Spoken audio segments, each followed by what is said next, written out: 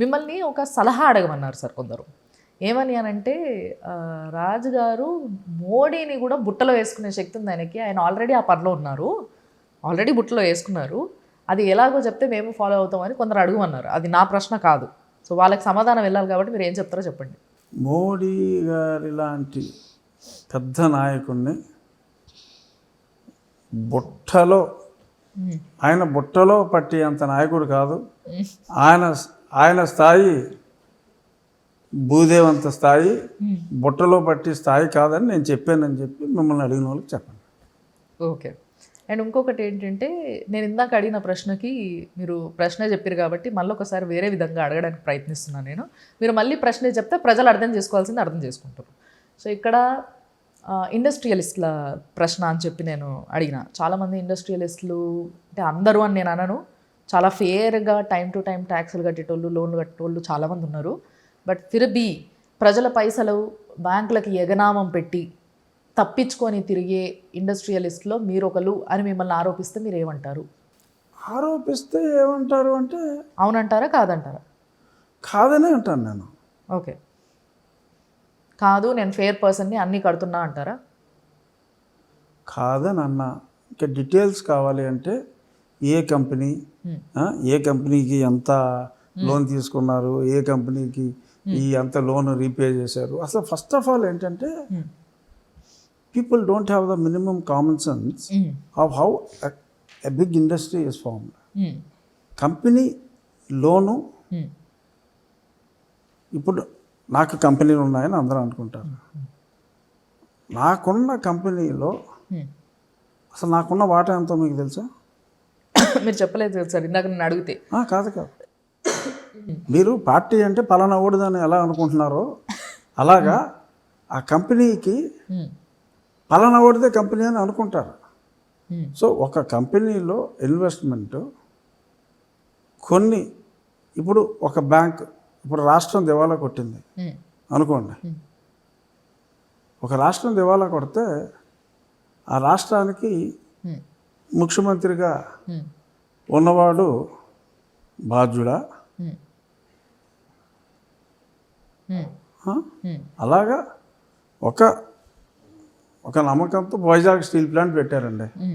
Vizag steel ప్లాంట్కి ఒక ఎండి ఉన్నాడండి. వైజాగ్ స్టీల్ ప్లాంట్ ప్రజల డబ్బుతోటే పెట్టారు. దానికి ఒక ఎండి ఉన్నాడు. ఎండి ఇప్పుడు వైజాగ్ స్టీల్ ప్లాంట్ దివాలాలో ఉందని చెప్పి అమ్మేయాలంటున్నారు. బాధ్యుడు ఎవరు? ఎండియా? దోచుకు తిన్న వాళ్ళు సార్. ఎండియా వాళ్ళ అని నేను అనను. అక్కడ ఎవరు దోచుకు తిన్నారు? అది కూడా మళ్ళీ నానోడుతని చెప్పిద్దామన్నా మీరు? అంటే మీకు జ్ఞానం లేని ప్రశ్నలు అడుగుతున్నారని చెప్తున్నా. ఒక్కటి సార్, నేను ఒక విషయం చెప్పనా? I can pardon your ignorance. ఎవడో అడిగిన ప్రశ్నలు I accept these kind of stupid questions because I love these kind of stupid questions. ఎందుకంటే ఎవడో పనికి మాలినోడు అడగమన్న ప్రశ్నలు మీరు అడుగుతున్నారు. I'm happy for that. ఎందుకంటే ఐ కుడ్ క్లారిఫై. నేను క్లారిఫై చేయగలుగుతున్నా. నేను విజయవంతంగా నేను కంపెనీలు నడిపి నా పేమెంట్స్ ఆగిపోయినప్పుడు, ఇప్పుడు even today the claim what I'm suppose to get for my companies, the debt what I have to pay to the bank on behalf of the company. వ్యక్తిగతంగా నాకు ఎక్కడ ₹1 లోన్ లేదు. కంపెనీలో 100 మంది పెట్టుబడిదారుల్లో నేను ఒకడిని. నేను దానికి మేనేజింగ్ డైరెక్టర్గా ఉన్నా. 100 మంది పెట్టుబడిదారుల్లో నేను ఒకడిని. ఓకే, వ్యక్తిగతంగా నేను లోన్ తీసుకోవాలా. ఆ కంపెనీ ఒక 2,000 కోట్లు తీసుకుంది అనుకోండి, 1000 నుంచి 1,200 కోట్లు రీపే చేసింది. సజావుగా నడిచిన రోజులు నడిచింది. ఇబ్బంది వచ్చినప్పుడు, పేమెంట్లు ఆపి ఇబ్బంది వచ్చినప్పుడు, ఆ సమయానికి ఆ రావాల్సిన అమౌంట్ కన్నా పే చేయవలసిన అమౌంట్ తక్కువ. కానీ ఒక్కసారి ఆ కంపెనీ ఎన్పిఏ అయింది అన్నప్పుడు బ్యాంక్ వాడు ఏం చేస్తాడంటే, నువ్వు నాకు ఈ కంపెనీ నాకు ఇంత పే చేయాలి అని నోటీస్ ఇచ్చినప్పుడు అదంతా అవుట్ స్టాండింగ్గా కనపడుతుంది. ఆ కంపెనీకి రావాల్సింది ఎంత అనేది కామన్ మ్యాన్ మాట్లాడడం, మీకు చెప్పినోడు మాట్లాడడం మీకు తెలియదు. మీకు చెప్పినోడికి తెలిసినా అది అడిగేస్తాడు. మీకు company law is altogether a different law. మీకు ఫండమెంటల్స్ కంపెనీ లా గురించి తెలియదు. అందుకోసం సో మిమ్మల్ని అందుకని అడిగితే చెప్పట్లేదు కదా సార్ ఫిగర్లు. చెప్తున్నాను కదా ఇప్పుడు నాకు ఆ కంపెనీకి రావాల్సిన దానికన్నా ఆ కంపెనీ పే చేయవలసింది బ్యాంక్స్కి తక్కువ, పే చేయవలసింది తక్కువ. కానీ ఎప్పుడైతే ఈ రావాల్సిన అమౌంట్ రాకుండా 2 ఇన్స్టాల్మెంట్లు కట్టలేదనుకోండి, కట్టకపోతే ఎన్పిఏ నాన్ పెర్ఫార్మింగ్ అసెట్ అంటారు. ఒకసారి నాన్ పెర్ఫార్మింగ్ అసెట్ అయితే ఇప్పుడు ఆ కంపెనీని వేరే వాళ్ళకి ఇచ్చేస్తున్నారు. అలాగా ఒక ఎక్స్ట్రాడినరీ ఫ్యాక్టరీ నేను కట్టింది, జేఎస్డబ్ల్యూ టేక్ ఓవర్ చేశాడు. So that asset is intact. Company కట్టాం, అది ఇంకొకటి రన్ చేస్తున్నాడు, నేను రన్ చేయట్లా. సో అలాగా asset has been created, X amount of debt has been repaid. So మీరు మాట్లాడుతున్నది మీకున్న భారత్ అనే ఏదో కంపెనీ ఉంది, అదే కదా? దాని గురించే కదా? దాని నుంచే కదా 1600 కోట్ల. ఇంకా వడ్డీ లెక్కెట్టుకుంటే అంతేనా అవ్వచ్చు, ఇంకా పెరగచ్చా?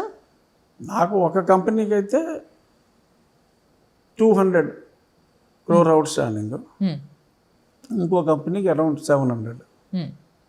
మీకు చెప్పిన లేదా 1600, 2600 అని చెప్పుండొచ్చు. సో దానికి రావాల్సింది అంతకంటే వాళ్ళు 1000 మంది ఉంటారు సార్.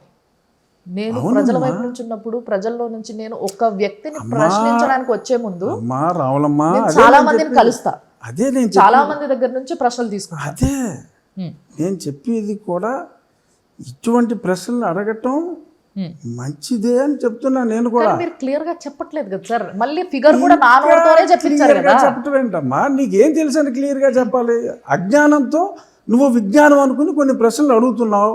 నేను నీకు ఎంతవరకు అబ్జర్వ్ చేసుకోగలవో అంతవరకు స్పష్టంగా చెప్తున్నా. సార్ కెమెరాలు ఉన్నాయి, నా అబ్జర్వేషన్ కెమెరా ఉంది, అందుకే మీరు ఏం చెప్పాల్సిన అవసరం లేదు. కెమెరాలో నుంచి చూసే వాళ్ళల్లో రకరకాల తెలివి ఉన్న వాళ్ళు ఉంటారు. సో వాళ్ళందరికీ మీరు ఆన్సర్ చేయాల్సిన నాకు చేయకపోయినా ఆన్సర్ చూసే వాళ్ళకి ఆన్సర్ చేయాల్సిన బాధ్యత మీకుంది. అదే కదా నేను చెప్తున్నాను కదా, ఇప్పుడు అదే చెప్తున్నా కదా. మరి నువ్వెంత అబ్జర్వ్ చేసుకోగలుగుతావు అంతే చెప్తున్నాను ఎందుకు అంటారు సార్? మరి అదే మరి అవసరం లేదు. కెమెరా చూసే జనాలకు నువ్వే చెప్పు. మీరు నాకు కాదు సార్ ఆన్సరబుల్. మీ ఆన్సర్ అంతా కూడా మిమ్మల్ని నమ్మిన జనాలకు, అంతే కదా సార్?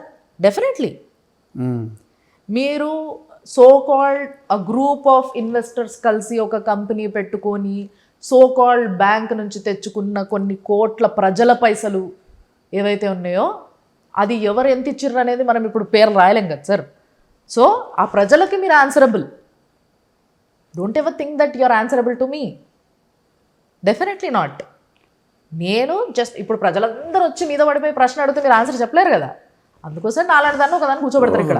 ఆ ప్రజలందరూ కలిస్తే నువ్వు అడుగుతున్నావు, మంచిది చెప్పాను కాబట్టి నీకు. అది ఎందుకు సార్? నేను చెప్తున్నది మళ్ళీ మీరు రిపీట్ చేయాల్సిన అవసరం లేదు, మీరు చెప్తే సరిపోద్ది అంతే. అదే చెప్పాను కదమ్మా, నేను చెప్పింది స్పష్టంగా. నేను కానీ మా కంపెనీలు కానీ ఎటువంటి మోసము చేయలేదు. వాటికి రావాల్సిన అమౌంట్ కన్నా అది పే చేయవలసిన అమౌంట్ చాలా తక్కువ ఉంది అని చెప్పా. సో మీకు వచ్చేంత వరకు అది పే చెయ్యను అని మొండిగా చెప్తున్నారు, అంతే కదా? చెయ్యను కాదమ్మా, అంతే కదా సార్? మీరు చెప్పింది అంతే కదా. ఇప్పుడు మీరు చెప్పిన దాంట్లో ఆన్సరే అది కదా సార్. మళ్ళీ అట్లే ఉంది సార్. ఇప్పుడు ఎవరైనా అప్పులలో వస్తే ఇంకో నాకు పైసలు వచ్చేది ఉంది, కొంచెం 2 రోజులు ఆగు అని చెప్తారు ఎవరైనా. కానీ మీరు నాకు వచ్చేది ఎక్కువ, నీకు ఇచ్చేది తొక్క, ఆగు అంటున్నారు మీరు, అంతే. అమ్మా నిన్ను ఎవరు పంపించారో నాకు తెలుసు. ఎవరు సార్? జగన్మోహన్ రెడ్డి గారా? నాకు అసలు పరిచయం కూడా లేదు సార్ ఆయన. నీకు పరిచయం కాదు, నువ్వేంది ఎవరో small part in the game. హా. నీకు ఏదో పాపులారిటీ ఉంది, నువ్వు ఏదో అడుగుతావు. నాకు నీ పాపులారిటీ తెలిసే నేను కూడా కావాలనే ఈ ప్రశ్న అడుగుతామనే I also wanted to clarify, కాబట్టి I also wanted to use this platform.